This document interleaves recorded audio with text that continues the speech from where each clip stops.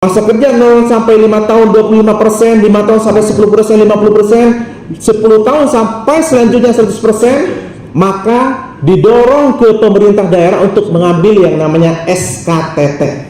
Yang terakhir mungkin ini informasi tentang adanya afirmasi. Oh ya, ini ketinggalan. Kemarin yang tahun 2023 itu ada kemarin bocoran dari Kemdikbudristek bahwa jaminan sosialnya dan ketika sakit maupun meninggal ini ya nggak bisa.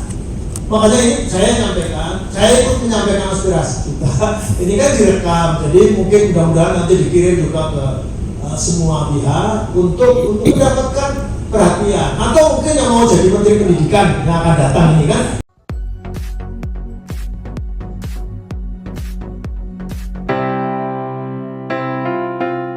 Kita baru saja mendapatkan video rekaman RDPU terbaru dan ini catatan terakhir dari Komisi 10 tilang pelaksanaan P3K khususnya jabatan fungsional guru.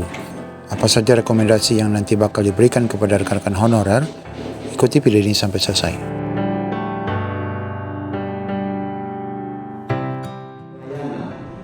Karena adik-adik ini secara umum telah mengabdi di sekolah dengan mengajar, mendidik, membimbing yang begitu tanpa pamrih, tetapi inilah menjadi hak mereka yang sudah lebih dari 15 tahun, ada 20, bahkan ada yang usianya 52. Oleh karenanya beberapa item diantaranya adalah bagaimana honorer semua ini bisa terangkat pada tahun ini. Memang kalau kita melihat dari undang-undang, niscaya honorer tidak semua tuntas pada tahun ini. Tetapi kami berharap ada perasaan hati di mana adik-adik yang sudah ngajar sekian tahun, kalau kita melihat dari aturan untuk tes, untuk kualifikasi dan yang lain, memang itu menjadi sesuatu yang sangat berat bagi mereka yang tidak punya syarat. Tetapi mereka telah ada di Dapodik, mengabdi, bahkan di daerah pelosok di pegunungan dan daerah seberang laut begitu tidak memperhatikan itu, tetapi dia ngajar. Langsung saja untuk permasalahan yang ada di honorer di seluruh Indonesia sebenarnya hampir sama. Yang pertama, dari Undang-Undang Nomor 20 Tahun 2023 ini poin ke-7 ini bahwasanya nanti di Desember tahun 2024 ini semua honorer itu akan selesai. Tapi emang tadi juga pertanyaannya apakah memang akan selesai, karena ini sangat banyak sekali. Sedangkan di guru honor itu yang terdata dalam BKN itu 1.700.000 lebih, sedangkan guru honor yang ada sesungguhnya itu kurang lebih 2.300.000-an honorer yang ada. Nah, maka dari itu yang pertama, mungkin yang pertama sudah disampaikan tentang afirmasi di sini. Yang kedua itu memohon untuk yang namanya GTT ataupun PTT. GTT itu termasuk guru, PTT termasuk penjaga, operator, terus perpustakaan, TU. Nah, di sini bisa bersama mendaftar dan bisa lulus di tahun 2024 ini. Yang ketiga, untuk meminta seluruh honorer diangkat tahun ini tanpa terkecuali, karena banyak di antara kami honorer itu masih tidak terdata di BKN. Nah, mungkin nanti ada solusinya bagaimana yang belum terdata di BKN, karena banyak di berbagai daerah itu masih ada yang belum terdata di BKN karena mungkin wilayahnya ataupun daerahnya belum mengusulkan ataupun belum ada pendataan. Dan selanjutnya yang paling penting itu karena kemarin ada rencana ada yang namanya P3K penuh waktu dan juga P3K paruh waktu. Ya mungkin yang saya harapkan jadi tidak ada yang namanya P3K paruh waktu. Jadi semuanya full time, penuh waktu. Yang selanjutnya mendorong pemerintah mengangkat honorer yang kemarin tahun 2023 ini berstatus P. Karena mereka sudah berjuang mengikuti ujian tes dan mendapat status P yang artinya mereka itu lulus passing grade tapi belum ada penempatan. Jadi minta yang status P ini seluruhnya tanpa terkecuali diangkat di tahun 2024 ini, karena mereka sudah berjuang dan juga bersama-sama mengikuti tes juga, dan sertifikat yang kemarin BKN itu ada, jadi bisa mendapat acuan untuk diloloskan di tahun 2024 ini, karena kemarin kita mendapat sertifikat CAT yang waktu tes di tahun 2023. Yang selanjutnya THK 2 mungkin banyak, THK 2 masih ada, tapi permasalahannya THK 2 ini di tahun 2024 ke bawah, 2023, 2022 ke bawah, ada yang sudah pernah mengabdi dan setelah lama karena mungkin honornya kalau di sekolah itu minim, jadi mereka keluar dan mengambil pekerjaan yang di luar. Tapi setelah rame adanya P3K ini, karena THK 2 diprioritaskan, mereka masuk lagi ke sekolah dan langsung masuk ada di database Dapodik. Nah, ini bagaimana? Karena mereka itu sudah lama istilahnya itu non aktif, tapi aktif kembali sesudah ada gembor-gembor P3K diprioritaskan yang THK 2.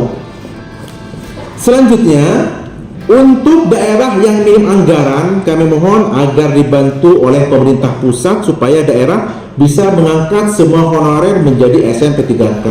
Karena kebanyakan kalau di daerah-daerah itu yang kemarin status P sekian, tapi ternyata formasi yang diusulkan hanya sekian, tidak mencukupi yang namanya status P tersebut. Nah, kira-kira sisa itu mau dikemanakan kalau tidak diangkat tahun sekarang? Dan selanjutnya, untuk linearitas mengajar, linearitas itu sekarang itu agak longgar. Jadi untuk PDSD itu yang DSD, SMP, SMA ini kalau yang kemarin itu dari berbagai jurusan itu ada masuk ke guru kelas kalau DSD. Sedangkan dari berbagai jurusan juga masuk ke guru SMP ada juga. Guru bahasa Inggris yang sebelumnya tidak linear untuk ke guru kelas, tapi tahun kemarin itu linear masuk. Nah, ini bagaimana cara menyikapi hal tersebut, karena kebanyakan mengeluh mereka yang ada di sekolah induk itu tersingkirkan oleh yang baru lulus. Otomatis yang ada di dalam itu akan tersingkirkan nantinya. Jadi kasihan bagi mereka yang sudah mengabdi lama terutama. Dan selanjutnya, untuk PPG di tahun 2024 ini semoga semua honorer itu terpanggil PPG. Karena terus terang untuk gaji honorer itu di 3T khususnya itu masih di bawah rata-rata, ada yang di bawah 500, ada 300, ada yang juga 150 satu bulan. S1 itu gajinya 150, coba jadi gimana? Jadi itu mohon nanti yang untuk PPG ini diusahakan pemerintah itu mendorong ke Kemdikbud atau bukan PPRB ini untuk sebisa mungkin di cover seluruh honorer yang ada, dan juga yang sudah P3K juga pun kalau bisa tercover untuk PPG ini. Yang selanjutnya untuk honorer berserdik itu, karena yang serdik ini sudah dijamin 100% mendapat afirmasi. Jadi diusahakan jangan sampai disandingkan dengan yang tidak punya sertifikat ini, karena mereka akan sebelum bertanding itu juga kalah. Sebelum hadir ke ujian itu mereka sudah kalah karena ada yang sudah serdik. Apalagi yang prajabatan. Prajabatan ini otomatis passing atau apa yang masih fresh grade disandingkan dengan sudah tua-tua yang sudah lama mengabdi, otomatis mereka kita akan down. Apalagi mereka sudah yang namanya prajabatan. Untuk selanjutnya mohon buka pendaftaran P3K setelah masalah P3K tahun 2023 kemarin yang status P sudah semuanya tercover, yang sudah status P kemarin sudah diangkat semua. Maksudnya yang kemarin yang status P ataupun yang sudah terdata di BKN itu sebisa mungkin di tahun sekarang tahun 2024 seluruhnya diangkat menjadi ASN P3K.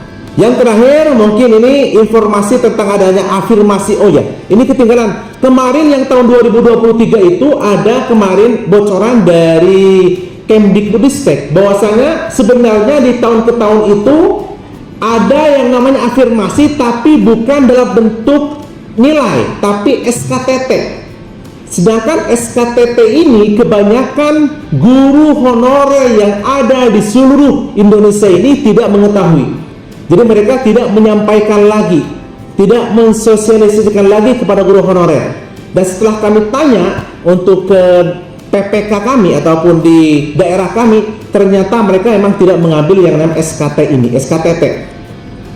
Jadi tambahan ini untuk menyelamatkan guru honorer yang sudah lama mengabdi. Itu kemarin pas waktu kami beraudiensi langsung bersama Kemdikbudristek. Jadi usahakan kalau seumpama nanti yang pertama, poin pertama tidak berhasil antara masa kerja 0 sampai 5 tahun 25%, 5 tahun sampai 10%, 50%, 10 tahun sampai selanjutnya 100%, maka didorong ke pemerintah daerah untuk mengambil yang namanya SKTT. Jadi untuk tambahan dan juga meloloskan yang sudah lama mengabdi. Kemudian walaupun nanti di dalamnya pasti juga ada banyak detail tentang pekerjaan dari tenaga kependidikan, ada operator sekolah, ada kemudian tenaga administrasi sekolah, ada penjaga, ada dan lain sebagainya. Yang kemudian kemarin ada persoalan bahwa akan ada ASN paruh waktu yang isunya yang kami terima adalah itu diperuntukkan untuk tenaga pendidikan, yang ini kemudian menjadi kekhawatiran bagi kami. Apakah ini nanti tidak membuat masalah yang baru untuk tenaga pendidikan itu? Terus kemudian kami juga meminta yang nantinya akan diangkat menjadi ASN itu bisa ditempatkan di tempat mereka mengabdi. Kenapa begitu? Karena yang terjadi beberapa kali untuk pengangkatan guru honorer jadi ASN itu menimbulkan masalah baru karena yang berasal dari ASN yang berasal dari honorer yang dari swasta kemudian masuk ke sekolah negeri yang akhirnya mau nggak mau menggeser honorer yang sudah ada. Tetapi ini dari dinas pendidikan pun juga tidak bisa berkutik untuk voting untuk memindahkan karena penetapan tempatnya itu adalah dari pusat. Tidak ada lagi masa kontrak yang menyebutkan 1 sampai dengan 5 tahun. Saya harapkan sampai batas pensiun yaitu umur 60 tahun. Ada dana pensiun seperti PNS karena kami sudah ASN. Jadi harus kami minta ada dana pensiun yang mana sistem penggajiannya itu nanti sama dengan PNS tiap bulan. Kemudian berkenaan dengan regulasi mutasi P3K itu Bapak. Kemudian P3K yang diberi kesempatan diangkat menjadi kepala sekolah itu tidak harus dari sekolah itu. Mungkin itu yang bisa saya sampaikan.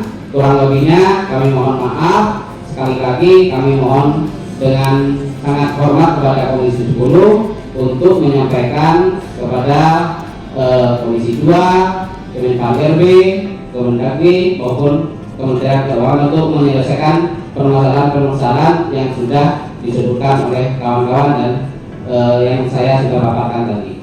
Untuk yang sudah mengabdi lama, untuk mendapatkan afirmasi usia Pak, afirmasi usia dan afirmasi masa kerja. Karena kami rata-rata yang hadir di sini itu sudah 18 tahun, bahkan ada yang sudah 20 tahun lebih Pak.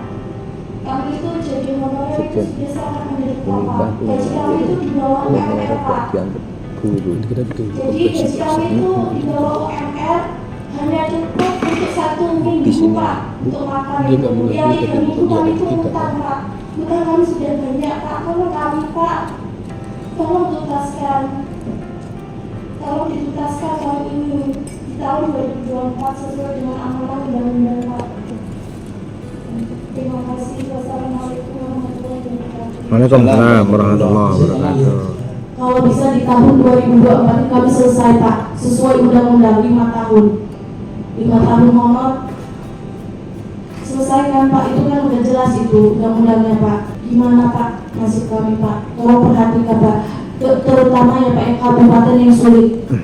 Kalau bisa Pak, saya mohon Pak, sekali lagi saya kesini hadirkan Kemenkyu Pak, Menpan, dan yang memang punya andil untuk penerimaan ini. Jadi tahu Pak di mana titiknya ini biar selesai Pak. Tolong hadirkan pejabat yang memang punya kepentingan ini Pak. Bahkan Pemda saya juga siap Pak, sini dulu bareng sama saya Pak. Biar tahu Pak, dari Pemdanya tahu, terus dari Kemenkyu-nya tahu, biar kami selesai Pak. Kami pengen gaji yang Pak, kami pengen gaji yang layak, kami pengen gaji yang layak Pak. Kira-kira masih ada ruang nggak kita untuk berdiskusi tentang afirmasi, terutama yang 10 plus? Itu yang pertama. Kemudian yang kedua, ini ada misinformasi seperti apa kewenangan daerah dan pusat untuk mengatur formasi. Nah ini kan sering lempar kawan-kawan di ini kan honorer, ada yang bilang begitu, ada yang bilang begini, di TikTok begini Pak, di YouTube lain lagi. Nah kami mau mendengar secara langsung kalau formasi itu urusan siapa, kemudian gaji dan batasan-batasannya seperti apa. Itu mungkin singkat dari saya. Nah itulah yang terjadi, dan akhirnya ada rekrutmen yang kemudian diumumkan oleh Menpan RB waktu itu, masih almarhum siapa? Cahyo. Itu 1 juta. 1 juta honorer menjadi ASN. Itu ternyata yang daftar juga sangat sedikit. Sehingga didorong oleh Komisi 10 bagaimana ini penyelesaian, semangatnya menyelesaikan. Jadi dari yang daftar akhirnya menjadi 400 sekian juta, dan akhirnya menjadi sampai lebih dari 500.000. Nah tadi ada pertanyaan, formasi yang menentukan siapa? Yang mengajukan daerah, yang menyetujui Kemenpan RB, tapi yang memverifikasi Kemendagri, yang nanti konfirmasi benar atau enggak disesuaikan dengan Dapodik itu Kemendikbudristek. Kewenangannya bukan Kemendikbudristek. Jadi yang punya otoritas nanti anggarannya berapa dan sebagainya itu ya di Kemendagri, karena dievaluasi APBD kabupaten kota, dievaluasi oleh provinsi, APBD provinsi dievaluasi oleh Kemendagri, Dirjen BAKD, Bina Administrasi Keuangan Daerah. Ini yang kadang-kadang saya kritik juga kepada Kemendikbudristek, pejabat-pejabat di Kemendikbudristek nggak paham juga, sehingga hanya ngejar-ngejar Kemenpan RB. Nggak bisa, karena setiap tahun itu Kemendagri menerbitkan Permendagri tentang penyusunan, tata cara penyusunan APBD. Apakah sudah dialokasikan atau belum? Kalau belum dialokasikan ya meskipun lulus nggak bakalan dapat. Nah begitu kira-kira. Dan kita sudah konfirmasi ke Kemenkyu, meskipun bukan kewenangan, bukan mitra Komisi 10, tapi udah datang. Udah beberapa kali dilarang, tidak diizinkan oleh mitranya, oleh kementeriannya, oleh Komisi 11. Tapi akhirnya datang. Kita tunggu, kita surati terus, akhirnya datang dan menjelaskan bahwa APBN-nya sudah mengalokasikan. Jadi kalau ada yang tes, kemudian lulus, kemudian tidak ada formasi, itu nggak benar. Kalau dijawab dengan tidak ada anggaran, sudah diirmakin, sudah dikasih tanda. Tapi itulah karena masuknya dalam DAU, bukan spesifik grant tetapi block grant, maka kemudian ada kelenturan. Sehingga kalau ada alasan mendesakan di kabupaten kota atau provinsi, maka lantas bisa digunakan yang lain. Anda atau yang tes atau honorer itu jadi korban. Ini biar didengar oleh daerah-daerah juga. Ini kan direkam. Anda bisa juga lihat nanti di YouTube-nya, ulang dan dikirimkan ke ini koordinasi, dan ujungnya ya nanti sesuai dengan Undang-Undang 32 2004 tentang pemerintah daerah. Jadi SMP, SD, TK, PAUD itu mesti diselesaikan oleh kabupaten kota, dan SMA, SMK dan pendidikan khusus dan layanan khusus seperti SLB dan lain-lain itu di provinsi. Nggak perlu sampai sini. Kalau SMA SMK gabung SD juga sama ini pernah nggak bisa diselesaikan kalau Anda gabung sama, nggak bisa karena kewenangannya beda-beda. Tetapi kalau dosen di sini ke DPR RI, karena hanya bisa DPR RI yang bisa mengkomunikasikan dengan Kemendikbudristek karena kewenangannya di pusat. Dan ini karena yang menentukan pusat, APBN semuanya dari pusat memang. Tapi sudah didesentralisasikan, sudah didistribusikan. Kita udah YouTube-nya juga ada juga dijelaskan oleh Kementerian Keuangan. Nah, oleh karenanya saya kira kita bersama-sama. Ini makanya ya Anda doa, tapi juga usaha, tapi juga diiringi dengan doa. Nah, kita hanya mengingatkan. Ini di sebelah tadi saya sudah menyampaikan, memang ujungnya adalah, tapi ini sekali lagi ini agak panjang. Karena panja pembiayaan itu nanti dan porsi paling besar barangkali nanti dialokasikannya ke guru. Yang berbeda nanti berbeda guru yang akan datang tidak lagi seperti ini. Amin. Ini kan di sekolah negeri saja tidak diperhatikan, lantas bagaimana memperhatikan sekolah swasta? Padahal sekolah swasta itu lebih banyak di sekolah negeri. Pendidikan itu kan menurut amanat Undang-Undang Dasar semuanya, mau di negeri mau swasta. Sama. Kalau menurut MK katanya nanti harus dibebaskan, ya berarti di negeri dan swasta. Skemanya seperti apa kita tunggu. Ya jangan dari pemerintah kalau nggak mampu menjalankan itu, karena mencerdaskan kehidupan bangsa itu kemudian harus ditangani oleh yang berwenang sesuai dengan undang-undang. Dan ini berarti wilayahnya pendidikan, Menteri Pendidikan ya menteri yang siap untuk menghadapi problematika ini. Bagaimana mencerdaskan kehidupan bangsa? Mereka cerdas, tapi kan ya juga inti dari pendidikan salah satu yang paling penting itu ya guru. Mau kurikulumnya berubah berapa kali, kalau gurunya tetap nggak jelas statusnya, tidak jelas kesejahteraannya, nggak jelas jaminan sosialnya, baik ketika sakit maupun meninggal, ini ya nggak bisa. Makanya ini saya ikut menyampaikan aspirasi kita. Ini kan direkam, jadi mungkin mudah-mudahan nanti dikirim juga ke semua pihak untuk mendapatkan perhatian. Atau mungkin yang mau jadi Menteri Pendidikan yang akan datang ini kan nanti mungkin berubah. Ya ini problematika yang harus diselesaikan. Kan berubahnya ini belum 2025.